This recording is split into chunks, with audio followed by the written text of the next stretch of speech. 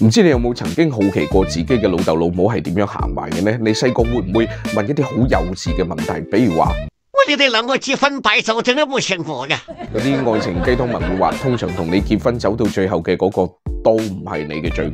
如果你認同，又有冇諗過你父母嘅內心世界又係點嘅呢？所謂嘅有情人終成眷屬，或者真係未必。如果呢件事發生喺你自己身上，你係會一直將佢藏於心底，定係話對另一半開誠佈公啊？又如果呢個故仔發生喺你父母嘅其中一方，而又俾你知道咗，你會點樣諗自己嘅父母啊？呢部廣東本土電影，或者應該講係佛山本土電影，準確啲嚟講係順德出品嘅電影《左灘芳菲年華》，就會引發你呢啲思考。喺上世紀70年代嘅嗰個時代背景之下，雖然早已經冇咗咸豐年代嘅嗰啲所謂男女授受不親、父母之命、媒妁之言嘅講法，但係自由戀愛都唔係話咁容易實現嘅。更多嘅後生仔女咧，因為祖輩嘅身份因素，係會有住唔同嘅社會地位嘅。莫講話如月雷池、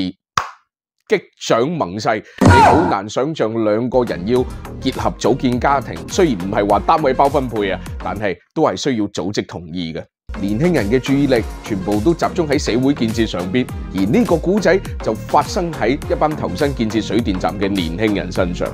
我諗唔單止有親身經歷嘅過來人睇呢出戲會頗有感觸，所有嘅嗰啲喺青蔥歲月內心曾經泛起過漣漪，試過努力追尋真愛，又因為種種原因求而不得嘅，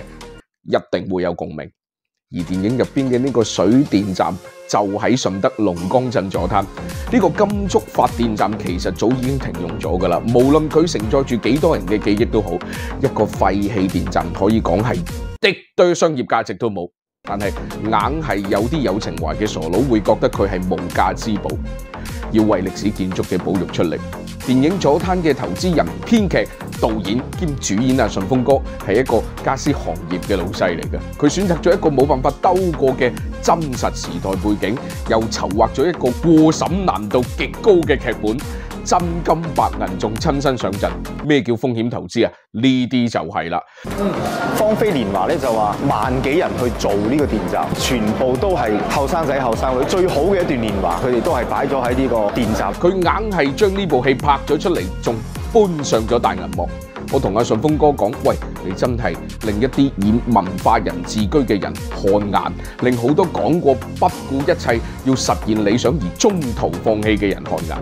已經喺海外攞咗唔少獎嘅左灘芳菲年華，或者唔會有太多嘅影院去排檔。其實大家都明點解嘅，但係順豐哥笑笑口咁同我講：哦，你估我唔知請任達華是得咯啊！我又想講，好彩冇請任達華啫，唔係啲獎咪俾佢攞晒。